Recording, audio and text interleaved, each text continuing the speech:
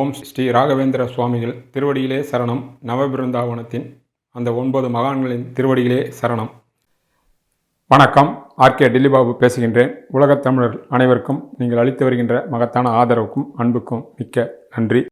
நமது RK astrologer YouTube சார்பாக குரு பயிற்சி பலன்களை மிக விரிவாகவும் விளக்கமாகவும் விட்டுள்ளோம். பார்க்காத நண்பர்கள் பார்த்து பயனடைங்கள். உங்கள் நண்பர்களுக்கும் உங்கள் உறவுகளுக்கும் ஷேர் செய்யுங்கள். சப்ஸ்கிரைப் செய்யாத நண்பர்களும் சப்ஸ்கிரைப் செய்து கொள்ளுங்கள். இன்று நாம் பார்க்க இருப்பது ஜூன் மாத பலன்களை பற்றி பார்க்க இருக்கின்றோம். தனுசு ராசிக்கு ஜூன் மாத பலன்களை பார்க்கலாம். கடந்த ஓராண்டு காலமாக உங்களுடைய ராசிநாதன் 7 இருந்தார். அவர் பகை வீட்டில் இருந்து பார்த்தார், அதுவும் பரவாயில்லை தான்.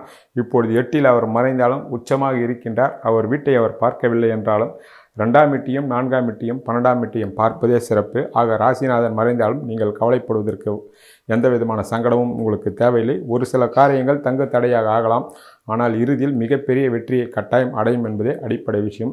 உங்களுடைய ராசிநாதன் 8 மறைந்தாலும் அவர் உச்ச பலத்தோடு இருக்கின்றார். அதனால் யாரும் உங்களை ஒன்றும் செய்துவிட முடியாது. உங்களுடைய அடிப்படை வாழ்க்கைகள் எல்லா சகல சௌபாகியங்களோடு நடைபெறும். ஒரு சில முயற்சிகள் மட்டும் ஒரு சில தடைகளை தாண்டி போட்டியும் பொறாமையும் எதிரிகளும் தாண்டி மிகப்பெரிய வெற்றி அடையும் என்பதே அதனுடைய அடிப்படை விஷயம். மற்ற வீடுகளுக்கெல்லாம் அவர் சாதகமாக இருக்கின்றார். அதை அந்தந்த வீடு வரும்பொழுது நான் சொல்கின்றேன். ஆக 1ஆம் வீட்டு பலன் மிக மிக அற்புதமாகவும் யோகமாகவும் சாதனை புரியக்கூடிய வகையிலும் எதிர்பாராத அதிர்ஷ்டங்கள் தரக்கூடிய வகையிலுமே இந்த மாதம் தனுசு ராசிக்காரர்களுக்கு குரு உச்சபலம் அடைந்து இருப்பதினால் நிச்சயமாக அந்த பலன்கள் உங்களை அடையும் என்பதே அடிப்படை விஷயமாகும்.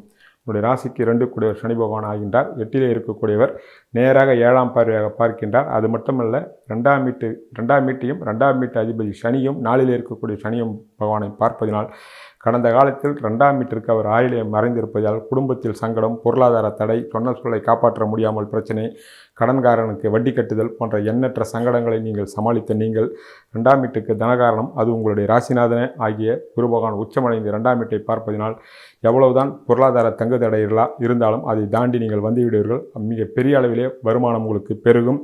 2ஆம் வீட்டு அதிபதி சனியும் பார்ப்பதினால் குடும்பத்தில் மகிழ்ச்சி, சந்தோஷம், சுப நிகழ்ச்சிகள் நடக்கக்கூடிய வாய்ப்புகள் என்று பலவிதமான நல்ல விஷயங்கள் இந்த மாதத்திலிருந்தே நடக்க ஆரம்பிக்கலாம்.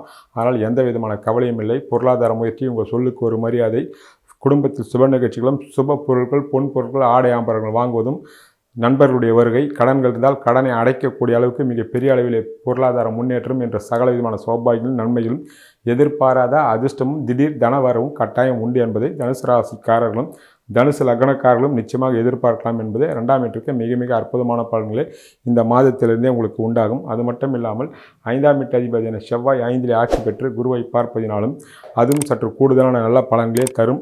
மாத பிற்பகுதியில் சுக்கிரனும் புதனும் சேர்ந்து 2ஆம் வீட்டை பார்ப்பார்கள். அவர்கள் 2ஆம் வீட்டிற்கு தர்ம கர்மாதி யோகத்தை கொடுக்கக்கூடியவர்கள் என்பதால் கூடுதலான பலம்.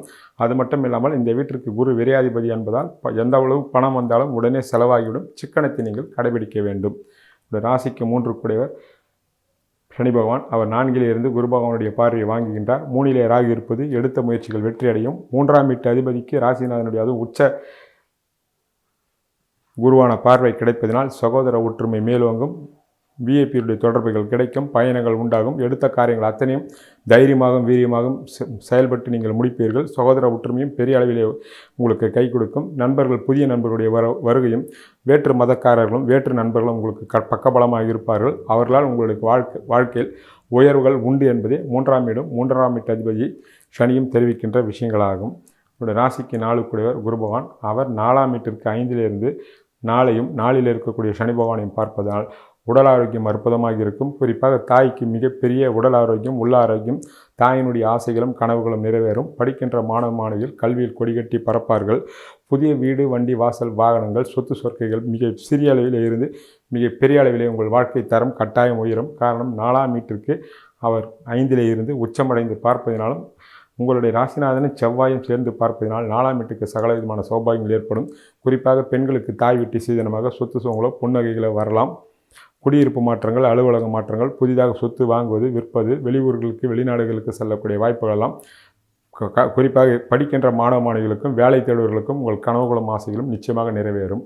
ஒரு ராசிக்கு 5 கூடிய செவ்வாய் அவர் 5 ஆட்சி பெற்று 20ஆம் தேதி வரை அவர் இருக்கிறார். அவருடைய பார்வை ராசிநாதனுக்கு கிடைப்பதால் பிள்ளைகள் வகையில் குடும்பத்தில் சுப நிகழ்ச்சி, சுப செலவுகள், குழந்தை பாக்கியம் இல்லாதவர்களுக்கு இந்த காலகட்டத்தில் குழந்தை பாக்கியங்கள் கட்டாயம் உண்டாகும். உங்கள் கனவுகளும் ஆசைகளும் திட்டங்களும் நிறைவேறும். எதிர்பாராத தனப்பிராப்தி உண்டாகும்.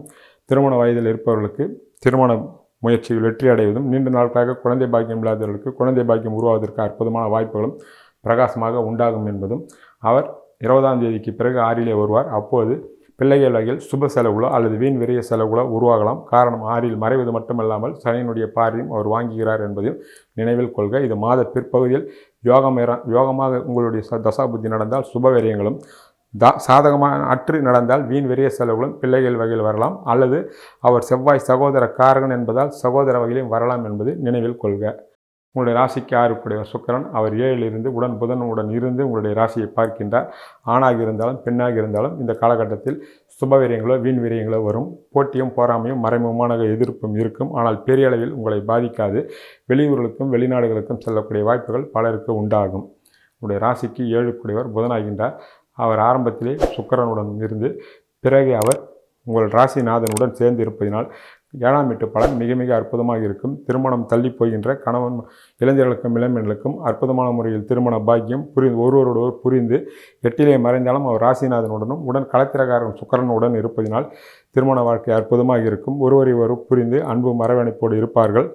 7ஆம் வீட்டின் மூலமாக பலருக்கு இன்ப சுற்றுலாவும், பலருக்கு பொருளாதார மேன்மைக்காக வெளியூர்களுக்கோ வெளிநாடுகளுக்கோ ஈடுபட்டிருக்கின்ற துறைக்கேற்றார்கள் ஒரு சில பயணங்களும் ஏற்படும் என்பதை நினைவில் கொள்க. உங்களுடைய ராசிக்கு 8 குரு பகவான் அவர் உச்சமடைந்த 2ஆம் வீட்டை பார்ப்பதினால் 8ஆம் வீட்டின் மூலமாக ஏற்படக்கூடிய கெடுதல்கள் நிச்சயமாக உண்டாகாது. அதற்கு பதிலாக எதிர்பாராத தனப்பிராப்திகள் உண்டாகலாம். தந்தையின் மூலமாக சுபவீரிய செலவுகள் உண்டாகலாம். மாறாக தசாபுதி சரியில்லாதவர்களுக்கு சூரியன் 6லே மறைந்து சனியினுடைய பார்வை வாங்குவதனால் 15ஆம் தேதிக்குள் தந்தைக்கு தேவையற்ற வீண் விரிய செலவுகளோ அல்லது வைத்திய செலவுகளோ, தந்தை உறவுகளால் மன கஷ்டமோ அல்லது தந்தையாலே மன கஷ்டமோ வருவதற்கு வாய்ப்புகள் உள்ளது என்பதை நினைவில் கொள்க. ஆனால் 15ஆம் தேதிக்கு பிறகு அந்த நிலைமைகள் மாறும் என்பது அடிப்படை விஷயம். ராசிக்கு 9 சூரியன் அங்கு ராகு கேது சம்பந்தத்தோடு தான் வீட்டிற்கு 10லே திக்பலத்தோடு இருக்கிறார்.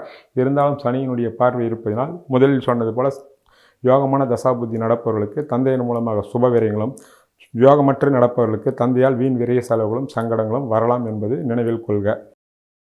15ஆம் தேதிக்கு பிறகு 6லே இருக்கக்கூடிய சூரிய பகவான் அவர் 7லே வந்து விடுவார். தான் வீட்டிற்கு 11லே இருப்பார். நிலைமை முற்றிலுமாக மாறிவிடும். அது மட்டுமில்லாமல் தர்ம கர்மாதி யோகத்தோடு சேர்ந்து ராசியையும் பார்ப்பார். அதனால் சகல விதமான நன்மைகளும் மாத பிற்பகுதியில் குலதெய்வத்தின் அருள் மூலமாகவும், தந்தையாலும் தந்தை உறவுகள் மூலமாகவும், மற்ற தெய்வ கடாட்சத்தின் மூலமாகவும் பலவிதமான நன்மைகள் உண்டாவதற்கு வாய்ப்புகள் கூடுதலாக உள்ளது. சரியான முறையில் நீங்கள் பயன்படுத்தி கொள்ளலாம். உங்களுடைய ராசிக்கு 10 புதனாகின்றார். அவர் 10க்கு 10 7லே சுக்கிரனுடன் ஆட்சி பெற்றிருப்பதினாலும் 10ஆம் வீட்டுக்கு அவர் தர்ம கர்மாதி என்பதாலும் 10ஆம் வீட்டை சனி பார்ப்பதினாலும் கடுமையான முறையில் உழைக்க வேண்டியதற்கும், அது பணியில் இருப்பவர்களாக இருந்தாலும் தொழிலதிபர்களாக இருந்தாலும், ஆனால் உழைப்புக்கேற்ற ஊதியமும் லாபங்களும் பொருளாதார வளர்ச்சியும் நிச்சயம் உண்டாகும். மாத பிற்பகுதியில் 7லே இருக்கக்கூடிய புதன் பகவான் 8லே வருவார். அவர் ராசிநாதனுடன் இருப்பதினால் நிச்சயமாக எந்த விதமான தங்கு தடையும் இல்லாமல், தங்கு தடை இருக்காது. ஆனால் வேலையில் அதிகமான பலுச்சுமை இருக்கும். தொழிலதிபர்களுக்கு கூடுதலான பலுச்சுமை இருக்கும். இருந்தாலும் அதற்குண்டான லாபங்களும் மேன்மைகளும் உண்டாகும். பலருக்கு பணியில் இருப்பவர்களுக்கு பலருக்கு இடமாற்றங்கள் ஏற்படும். அது உள்ளூர் மாற்றங்களாகும். ஒரு சில தனியார் நிறுவனங்கள் இருப்பவர்களுக்கு வெளியூர் மாற்றங்களாக இருக்கலாம். எது வந்தாலும் நீங்கள் ஏற்றுக்கொண்டாலும் எதிர்காலத்திற்கு அது ஏற்றமான மாற்றமாக அமையும் என்பது உண்மையாகும். உடைய ராசிக்கு 11 சுக்கிரனாகின்றார். அவர் ஆரம்பத்தில் 7லும் பிறகும் அவர் 8லும் ராசிநாதன் சுக்கிரனுடன் சேர்ந்து இருப்பதனால் 8லும் மறைவார். மறைந்தாலும் ராசிநாதனுடன் இருந்து சகோதரக்காரன் செவ்வாயினுடைய பார்வையை வாங்குவதனால் 11ஆம் வீடு மிகப்பெரிய அளவிலே பலம் பெறுகின்றது. மூத்த சகோதரன் மூலமாக மிகப்பெரிய ஒற்றுமை, லாபங்கள், எடுத்த காரியங்கள் வெற்றி. ஒரு சிலருக்கு நீதிமன்றங்களில் வழக்குகள் இருந்தால் உங்களுக்கு சாதகமான தீர்ப்பு என்று சகலவிதமான சௌபாகியங்களும் கட்டாயம் வரும் என்பதே அடிப்படை விஷயம். 11ஆம் வீட்டு அதிபதி 8லே மறைந்தாலும் தான் வீட்டிற்கு அவர் 10லே இருக்கிறார் என்பதை நினைவில் கொள்க.